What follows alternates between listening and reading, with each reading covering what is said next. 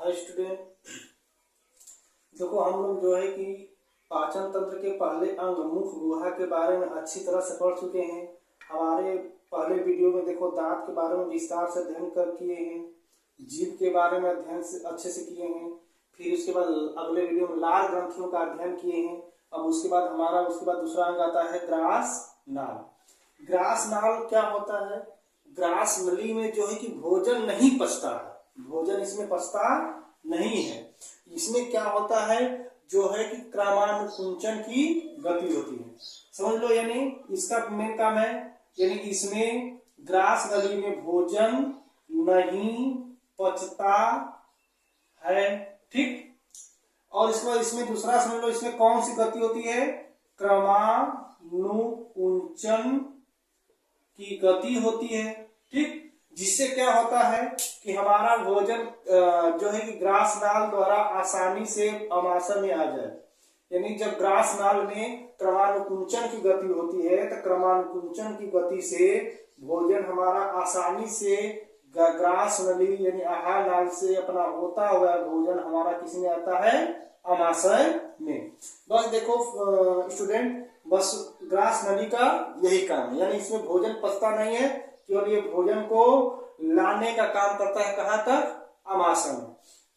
अब हमारा देखो आमाशय में भोजन आ गया। आमाशय में 3 भाग होते हैं। आमाशय की जो इतना भाग हमारा होता है उसे कार्डियक बोलते हैं, फिर बीच वाले भाग को फंडिक बोलते हैं और अंतिम वाले भाग को पाइलोरिक बोलते हैं। अब कार्डियक वाले भाग में क्या होता है? यह कार्डियक जो है आमाशय का सबसे ऊपरी भाग होता है। कार्डियक क्या होता है? आमाशय का सबसे ऊपरी भाग होता है।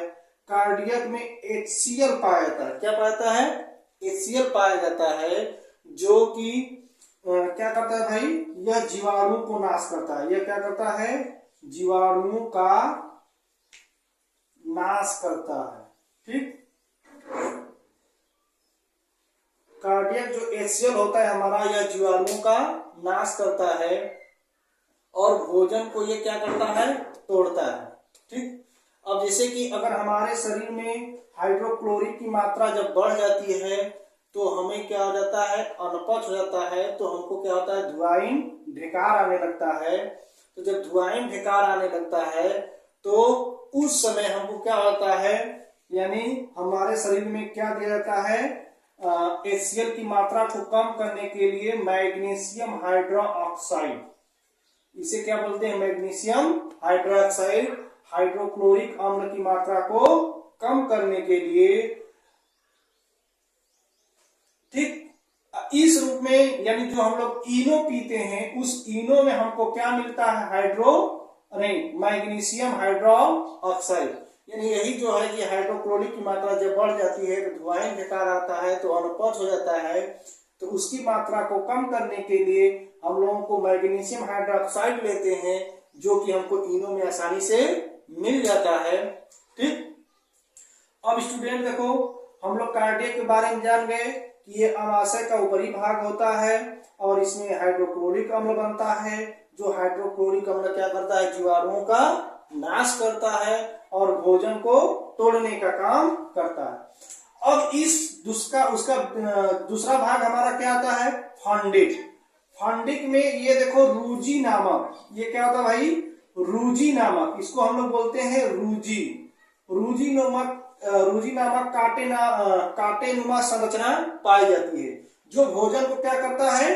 4 से 5 घंटा तक इसमें रोकता है। यानी फंडिक में जो है कि कांटेनुमा क्या होता है भाई? कांटेनुमा रूजी पाया जाता है, जिसका काम है भोजन को उसमें कितना समय तक रखता है? लगभग 4 घंटे तक। कितने घंटे तक? लगभग 4 घंटे तक उसमें फंडिक में भोजन रुक जाता है, ठीक। अब उसके बाद हमारे अगला आता है पाइलोरिक, यानी आमाशय का तीसरा जो निचला भाग होता है यह हमारा क्या होता है? पाइलोरिक। अब पाइलोरिक में क्या होता है? इसमें जो कि जठर ग्रंथि होती है। इसमें क्या होता है भाई? जठर ग्रंथि होती है, ठीक। अब इसमें जठर ग्रंथि होती है। अब जठर ग्रंथि से क्या निकलता है? जठर रस निकलता है। जठर ग्रंथि से क्या निकलता है भाई? जठर रस, जठर रस निकलता है। ठीक, अब जठर रस निकलता है, जठर रस दो एंजाइम से मिलकर बना होता है। यानी हमारा जो जठर रस होता है यह किस एंजाइम से मिला होता है? दो एंजाइम से मिलकर बना होता है, पहला और दूसरा। पहला एंजाइम का हमारा नाम है रेनिन। क्या नाम है? रेनिन। और दूसरा एंजाइम जो हमारा है पेप्सिन। दूसरे एंजाइम का हमारा नाम है पेप्सिन। अच्छा देखो, अब रेनिन क्या करता है? यह दूध को किसमें बदलता है? दही में। दूध को किसमें बदलता है? दही में बदलने का काम करता है। दूध को किसमें बदलने का काम करता है? दही में बदलने का काम करता है। और जो पेप्सिन नामक एंजाइम हमारा है यह प्रोटीन को किसमें बदलता है भाई? प्रोटीन को पेप्सिन में। प्रोटीन को किसमें बदलता है? पेप्टोन में। सॉरी, किसमें बदलता है? पेप्टोन में। ठीक, अब अग्न्याशय सबसे पहले क्या होता है? एक प्रकार से ग्रंथि है। अग्न्याशय एक प्रकार से ग्रंथि होती है जिसमें भोजन को पूर्ण रूप से पचाने के लिए बहुत से एंजाइम निकलते हैं। क्या होते हैं? बहुत से एंजाइम निकलते रहते हैं। अग्न्याशय को इसीलिए हम लोग क्या कहते हैं? अग्न्याशय को पूर्ण पाचक कहते हैं, पूर्ण पाचक ग्रंथि कहते हैं, पूर्ण पाचक ग्रंथि कहते हैं। ठीक, अब अग्न्याशय में निम्न प्रकार के एंजाइम निकलते हैं। पहला हमारा है देखो ट्रिप्सिन। ये क्या है? ट्रिप्सिन नामक एंजाइम। दूसरा है एमाइलेज नामक एंजाइम और तीसरा है लाइपेज नामक एंजाइम। अब देखो ट्रिप्सिन का काम क्या है? यह पेप्टोन को पचा करके पेप्टाइड में बदल देता है। किसमें बदल देता है? पेप्टाइड में बदल देता है। अब इसके पहले समझ लो, इसके पहले हम लोग पढ़े थे कि पेप्टोन क्या होता है? यह प्रोटीन से पचकर पेप्टोन में बना होता है। इसके पहले मतलब जो पेप्सिन होता है, पेप्सिन एंजाइम प्रोटीन को पेप्टोन में बदलता है। पेप्सिन एंजाइम क्या करता है? प्रोटीन को पेप्टोन में बदलता है। और ट्रिप्सिन क्या करता है? जो है कि अग्न्याशय में जब वह प्रोटीन पेप्टोन के रूप में आता है तो उस पेप्टोन को पचा करके वो किसमें बदल देता है? पेप्टाइड में बदल देता है। अब दूसरा हमारा जो है कि एंजाइम होता है एमाइलेज। दूसरा एंजाइम हमारा क्या है? एमाइलेज। एमाइलेज का काम क्या है? स्टार्च और मंड का पाचन करना। अब उसके बाद तीसरा नंबर पे हमारा कौन सा एंजाइम आता है? लाइपेज। लाइपेज में क्या होता है? यह वसा और लिपिड का इसमें पाचन होता है। इसके पहले ही हम लोग जान चुके थे कि हमारे शरीर में पोषक तत्व जो पाए जाते हैं उन पोषक तत्वों में क्या होता है कि उन पोषक तत्वों में 5 होते हैं लगभग: कार्बोहाइड्रेट, प्रोटीन, वसा, विटामिन, खनिज। तो हमारे शरीर में कार्बोहाइड्रेट, प्रोटीन और वसा का ही पाचन होता है। जल, खनिज और विटामिन सब सोख लिए जाते हैं शरीर में ऐसे ही। तो कार्बोहाइड्रेट का पाचन हमारे मुख में हो जाता है, और प्रोटीन का पाचन हमारे अमाशय में होता है, और वसा का पाचन कहाँ होता है भाई? अग्न्याशय में। इस प्रकार विस्तार से समझ में आ गया आप लोगों को? कोई दिक्कत? ठीक है, नहीं है? तो अब हम लोग जो है कि आगे बढ़ते हैं। यकृत ग्रंथि में जो है पित्त रस का निर्माण होता है। पित्त रस और जो है पित्त लवण का निर्माण होता है।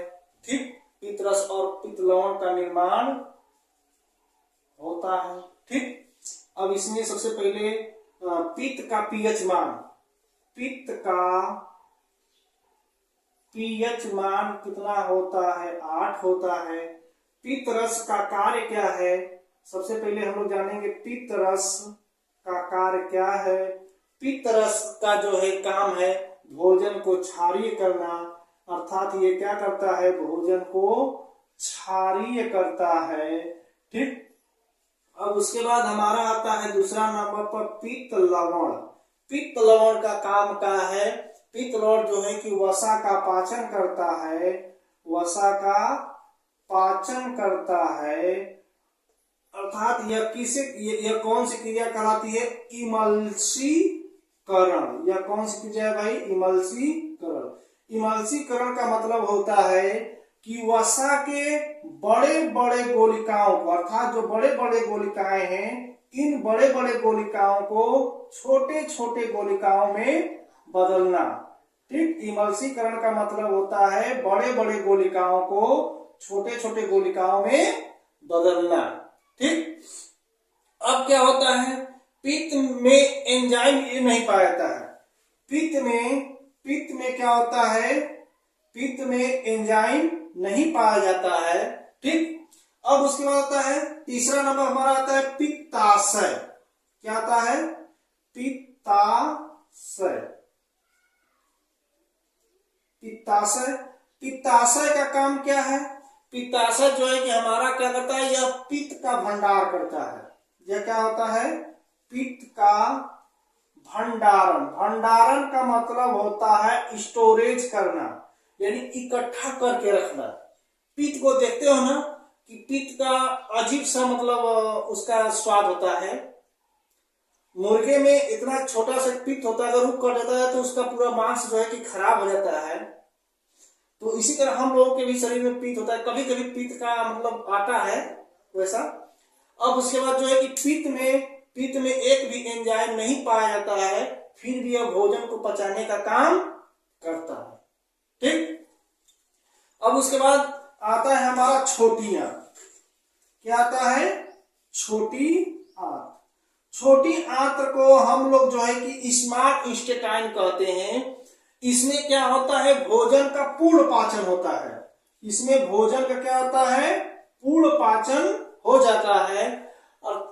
अर्थात इसको कहते हैं पूर्ण पाचक स्थल। इसको क्या बोलते हैं हम लोग? पूर्ण पाचक स्थल के नाम से भी हम इसको जानते हैं। इसकी लंबाई कितना होता है? इसकी लंबाई लगभग 6 से 7 मीटर, 6 से 7 मीटर लंबा होता है। कितना होता है? 6 से 7 मीटर लंबा होता है। अब उसके बाद हम लोग पढ़ेंगे बड़ी आंत। क्या पढ़ेंगे? बड़ी आंत। तो जो है कि बड़ी आंत में क्या होता है, सबसे पहले बड़ी आंत को हम लोग बोलते हैं लार्ज इंटेस्टाइन। इंग्लिश में क्या कहते हैं? Large intestine. इसका बड़ी आंत का जो देखो ये निचला भाग होता है, ये सीकम कहलाता है। यानी बड़ी आंत का जो निचला भाग होता है वह हमारा क्या कहलाता है? सीकम। क्या कहलाता है? सीकम। और एक होता है अपेंडिक्स, और एक क्या होता है हमारा? अपेंडिक्स। ठीक, बड़ी आंत का निचला भाग सीकम और अपेंडिक्स होता है। जो जिसमें अपेंडिक्स क्या होता है? जिसमें अपेंडिक्स हमारा एक अवशेषी अंग होता है। ये क्या होता है? अवशेषी अंग है। यह अवशेषी अंग है। जब किसी का अगर पेट का ऑपरेशन होता है, चाहे औरतों में बच्चे का ऑपरेशन होता है, चाहे किसी पुरुष में पथरी का ऑपरेशन होता है, चाहे किसी भी प्रकार का ऑपरेशन पेट का होता है, तो इस अपेंडिक्स को डॉक्टर पहले से ही काट करके निकाल देता है। क्योंकि अगर ये रहता है तो इसमें अगर मान लो जैसे कि टमाटर, नींबू, कोई भी चीज ऐसे खाते हैं जो कभी कण उसमें फंस जाते हैं, तो इसकी वजह से इस अपेंडिक्स में क्या होता है कि कोई ना कोई रोग हो जाता है जो कि हमारे पेट को दर्द देता है। अंत में इसका ऑपरेशन कराया ही जाता है। इसीलिए जब कोई ऑपरेशन होता है तो इसको पहले से ही डॉक्टर काट करके निकाल देते हैं। ठीक, अब उसके बाद क्या होता है कि देखो बड़ी आंत में एक और भाग पाया जाता है हमारा, जो मलाशय होता है। मलाशय का काम क्या है भाई? मलाशय जो होता है यह मल को इकट्ठा करता है। यह क्या करता है? मल को इकट्ठा करता है।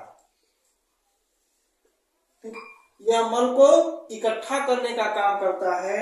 मल को एक और काइल कहते हैं। क्या बोलते हैं इसको? काइल, या इंग्लिश में लैट्रिन बोलते हैं।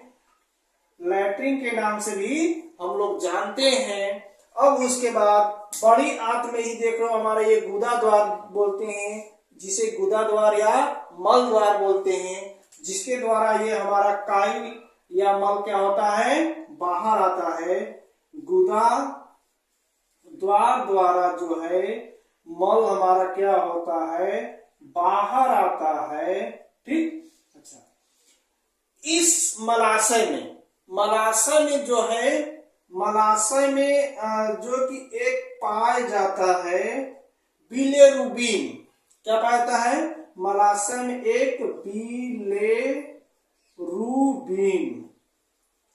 बिलिरुबिन नामक एक लिक्विड पाया जाता है। बिलिरुबिन नामक एक